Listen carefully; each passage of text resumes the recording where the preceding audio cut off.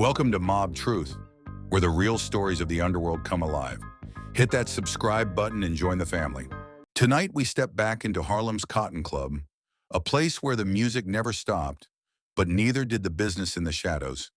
Beneath the glow of neon lights and the rhythm of jazz, deals were struck, fortunes were made, and blood was spilled. This wasn't just nightlife, it was the heartbeat of an empire. And if you want to stand with Mob Truth, check the merch link below and join the family. Behind the laughter and the music, there was always another layer. Deals whispered between songs, hands shaken in the shadows, fortunes exchanged in back rooms. To most, it was just a party. But for the mob, it was business disguised as pleasure. Dutch Schultz was born Arthur Flegenheimer, a boy with no father raised in the tough streets of the Bronx. He grew into a man the streets would fear, violent, hot-tempered, and already an alcoholic before his empire even began. Dutch wasn't just aggressive, he was arrogant, jealous, and quick to settle scores with a bullet. Then came Arnold Rothstein, the gambler king of New York, the man Dutch saw as the father he never had. But Rothstein's real favorite was another young hustler, a clever boy named Charles Lucky Luciano. To Rothstein, Schultz was muscle. Luciano was the brains, and Dutch hated it. That jealousy soon turned into obsession, and Lucky Luciano became his arch enemy. When Arnold Rothstein entered the picture, Dutch believed he had finally found the father he never had. Rothstein was polished, disciplined, the kind of man Dutch wanted to impress. But Rothstein's sharp eye was already fixed on another, a young Charles Lucky Luciano. Rothstein called him clever, sharp, the future of organized crime. To Dutch, it was a slap in the face. He was muscle, Luciano was brains. That difference would turn admiration into jealousy, and jealousy into hatred. By the mid-1930s, Dutch Schultz wasn't just another gangster on the streets. He was front-page news. New York's prosecutor, Thomas Dewey, had zeroed in on him, building a tax evasion case brick by brick. For a man like Schultz, who prided himself on brute force and intimidation, this was an entirely different kind of war. The headlines told the story. The law was closing in, and the world was watching to see if Dutch's empire could survive the courtroom. Soon, Schultz found himself marched into custody, a mob boss brought low not by bullets but by indictments.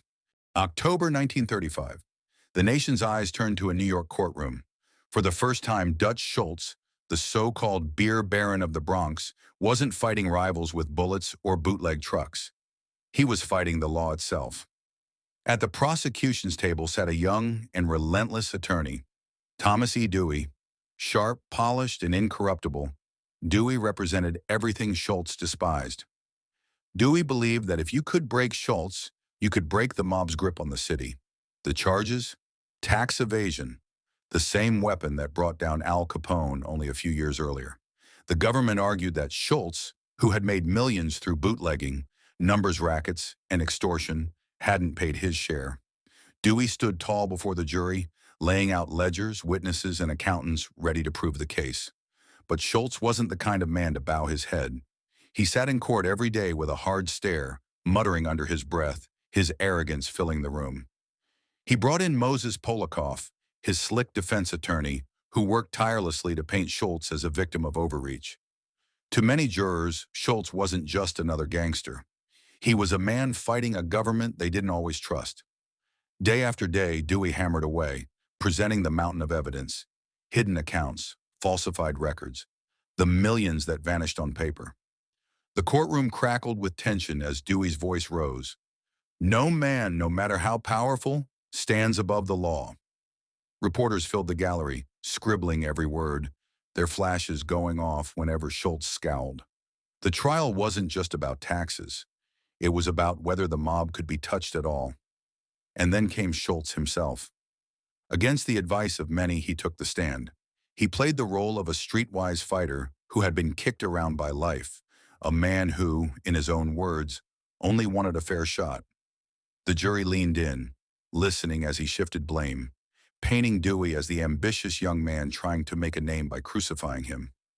For weeks, the trial dragged on. The jury watched Schultz's temper flare, his arrogance shining through. but also saw the charm he could turn on when needed. And outside the courthouse, crowds gathered daily, waiting for a glimpse of the gangster who had built an empire from beer and bullets. Dewey made his final plea with thunder in his voice. This man is not above you. He is not above me. He is not above the law. He must pay like any other citizen. But Schultz's lawyer knew how to tug at the jury's doubts. He painted Dewey as a cold bureaucrat, a man hungry for power, while Schultz was just another New Yorker who had clawed his way up from nothing. When the jury finally left to deliberate, the tension was unbearable. Hours stretched into the night. Reporters rushed every scrap of news to the papers.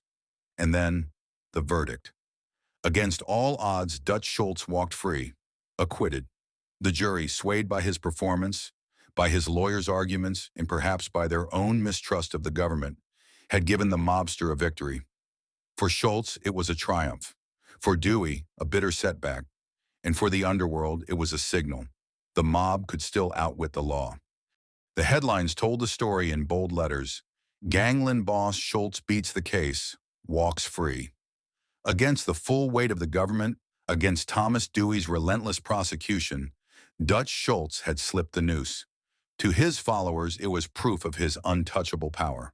To his enemies in the underworld, it was proof of his arrogance. And to the men of the commission, it was proof that Schultz was becoming too reckless, too dangerous to keep around. He walked out of court a free man, but the victory only fueled his paranoia and set the stage for the blood that was yet to come. In 1931, after the bloody Castellammares War, Lucky Luciano had reshaped the underworld. No longer would one boss control everything. Instead, a commission was formed, a table of equals, the heads of the most powerful families, brought together to keep peace and profits flowing. At that table sat names that would define the era. Charles Lucky Luciano, Frank Costello, Albert Anastasia, Joe Adonis, and Meyer Lansky, among others. Each one understood the rules. The commission was bigger than any single man, but Dutch Schultz, he was never a man for rules. Arrogant, unpredictable, already feared for his violent temper and his love of the bottle, Schultz saw himself as untouchable. And when prosecutor Thomas Dewey brought case after case against him, Dutch grew paranoid, obsessed. In the smoke-filled room, under chandeliers and portraits of old power, Schultz made his move. He slammed his fists on the table, spilling wine and scattering plates. His voice echoed with rage as he demanded the commission's blessing to kill Thomas Dewey. The prosecutor who had humiliated him, the man he swore would be his end. The room fell silent. To men like Luciano, Dewey wasn't just a problem, he was a symbol. Killing a prosecutor, especially one as high-profile as Dewey, would bring the full weight of the government down on every racket, every syndicate, every boss in America. Luciano leaned forward, calm but sharp, reminding Schultz that this wasn't personal. "We make money," Luciano said. "We don't make war with the government." Meyer Lansky agreed, warning that Dewey's death would unleash chaos. Frank Costello added his voice, saying they could weather the storm without such reckless violence. One by one, the bosses nodded. No hit on Dewey. But Schultz wasn't listening. His face red, his hands trembling. He called them weak, cowards hiding behind rules. He swore he'd do it himself if they wouldn't back him. That moment sealed his fate. Around that table, Schultz had committed the most unforgivable crime in organized crime, defying the commission. He had signed his own death warrant. Luciano and the others didn't need to argue further. Schultz was too dangerous, too unstable, too arrogant to be allowed to live. And so, while Dutch Schultz left that meeting convinced he still held power, the commission had already made its quiet decision. His time was up. Schultz's fury was the spark that could have reignited gang war across New York. But Luciano and the other bosses had lived through that bloodbath already. They wanted peace, order, and steady profits. To them, Schultz wasn't just a hothead. He was a threat to everything they had built. By slamming his fists on that commission table, Dutch Schultz had done more than lose his temper. He had sealed his fate. The bosses would not allow one man's rage to drag them back into war. Luciano wanted an end to the chaos, and for that reason, Dutch Schultz's days were numbered. By October 1935, Dutch Schultz had made the Palace Chophouse in Newark his second home. Night after night, he sat in the same spot, ordered the same steak, the same coffee. It wasn't fine dining, but Schultz wasn't a man of refinement. He was a creature of habit. And in the underworld, habits are deadly. Everyone knew where he would be. His routine turned the chop house into both his sanctuary and the perfect place for his enemies to strike. By the autumn of 1935, Dutch Schultz had narrowed his world to a single building on the streets of Newark, New Jersey, the Palace Chophouse, a modest steakhouse with plain checkered tables and a bar that smelled of whiskey and fried onions. To most, it was an ordinary restaurant. To Schultz, it became a fortress. He had grown more isolated, more paranoid, more reckless. Every night, like clockwork, Schultz and his men walked through those doors. They sat at the same tables, ordered the same meals. Steaks cooked medium rare, potatoes drowned in butter, cups of black coffee to wash it all down. Schultz liked the routine. He believed it made him untouchable. In truth, it made him predictable. Everyone in Newark knew where he ate. The Palace Chophouse became less a safe haven and more a trap waiting to spring. Inside, the atmosphere was tense. Waiters pretended not to notice the revolvers bulging under coats. Diners kept their eyes down, aware that they were sharing space with killers. Schultz's men talked loudly, their laughter forced, their eyes darting to the door. The boss himself sat at the head of the table, a thick wad of bills always ready to pay the check, as if money alone could silence the storm building around him. Dutch Schultz was many things: a bootlegger, a racketeer, a man who clawed his way up from the gutter with fists and gunfire. But he was also arrogant. After 2 acquittals in court, after walking free from Thomas Dewey's relentless tax cases, Schultz believed himself untouchable. He bragged to his men that Dewey couldn't touch him, that the commission's threats were just words. He called Dewey a pest, a man to be swatted like a fly. But in that arrogance, Schultz signed his own death warrant. The commission had already decided he was a liability.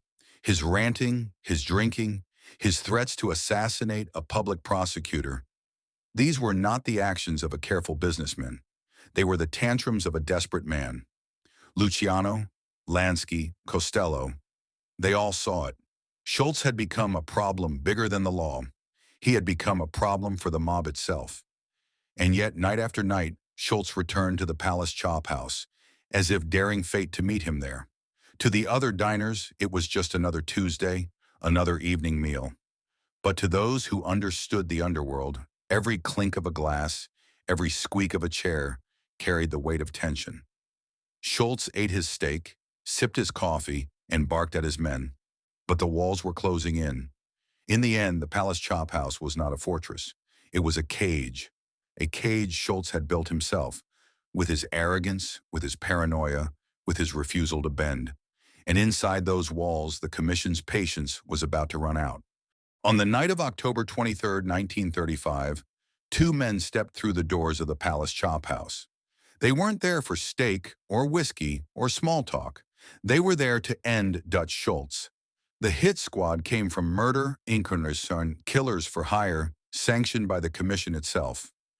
Charles Bugsy Siegel, Albert Anastasia, Meyer Lansky. They had all agreed. Schultz was finished. And the men chosen to carry it out were Charles the Bug Workman and Emmanuel Mendy, Weiss. Cold-blooded professionals. Inside the chop house, Schultz's crew, Bernard Lulu, Rosenkrantz, Abe Landau, and Otto Abadaba Berman, were seated at their usual table. They had ordered, they were relaxed, unaware that death had just walked in and taken a seat. The gunmen didn't waste time. Pistols came out. Shots rang across the restaurant. Lulu Rosenkrantz was hit first, staggering as bullets tore into his body. Abe Landau tried to rise, but a slug caught him in the throat. Otto Berman slumped over, blood soaking through his suit. Diners screamed and scrambled for cover. Plates crashed to the floor, and the once quiet chop house became a battlefield. But Dutch Schultz wasn't at the table. He was in the bathroom, leaning over the sink, splashing water on his face. The alcohol, the paranoia, the weight of his troubles, it all pressed down on him. He could hear the gunfire outside, muffled but unmistakable. His empire was collapsing in real time. Then the footsteps came. hard, fast, echoing against the tile. The gunman pushed through the swinging bathroom door, revolvers raised. Schultz barely had time to turn. A blast of gunfire tore into his body. Stomach, liver, spleen. He crumpled against the cold tiles, the white walls spattered with crimson. But Schultz didn't die instantly. Staggering, clutching his stomach, he pushed himself up from the bloody tiles. Each step left a trail of red behind him. With bullets tearing through his organs, he somehow found the strength to walk out of the bathroom and back into the dining room. A final act of defiance from a man who had spent his whole life refusing to bow to anyone. The diners froze, forks halfway to their mouths, cigarettes burning between trembling fingers, as the wounded kingpin stumbled through the haze of smoke and chaos. Schultz's face was ashen, his eyes wild with shock, but still burning with that stubborn refusal to admit defeat. He reached a table and, with the last of his strength, collapsed into a chair. For a moment he sat there upright, as though sheer arrogance could keep him alive. His blood-soaked suit clung to him, his chest heaving with shallow breaths. Then slowly, his body gave way. His head dropped forward, hitting the wood with a dull thud. A dark crimson pool spread across the table, dripping onto the floor. Around him the restaurant was filled with whispers, gasps, and the cries of the wounded. His men lay scattered, some already dead, others barely clinging on. The fearsome Dutch Schultz, the beer baron of the Bronx, the gangster who thought he could take on the world, even defy the commission itself, was now broken, his empire reduced to silence and smoke. The hitmen were already gone, vanishing into the Newark night. Their work was cold, clinical, and final. The commission had given the order, and the execution had been carried out with ruthless precision. And so, in that moment, the legend of Dutch Schultz came crashing down. Once feared, once untouchable, he now sat slumped and bleeding in the very place he thought was safe. His reign was finished, not in a blaze of glory, but in the lonely hush of a restaurant where even strangers dared not look him in the eye. The commission had spoken. Dutch Schultz was history. Inside Newark City Hospital, Dutch Schultz lay broken on a thin mattress. Surgeons had pulled bullets from his stomach and liver, but infection and blood loss made survival a long shot. Nurses moved quietly around him, their crisp uniforms a stark reminder that the beer baron of the Bronx was no longer in control. His empire reduced to whispers in the hallway. He drifted in and out of consciousness, his once sharp mind dissolving into fevered ramblings. He muttered nonsense, fragments of memory, flashes of paranoia. But among the delirium, there were moments of painful clarity. His final words were strange, poetic, and haunting. A boy has never wept, nor dashed 1,000 kin. Please, don't let me suffer. Please, let me go. For nearly 24 hours he clung to life, but on October 24th, 1935, Arthur Flegenheimer, better known as Dutch Schultz, slipped away. He was just 33 years old. Outside, the corridors were jammed with reporters and photographers, flashbulbs exploding as police held the line.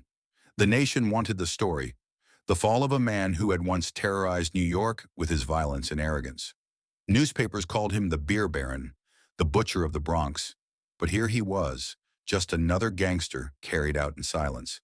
The commission had spoken. The hitmen had done their work.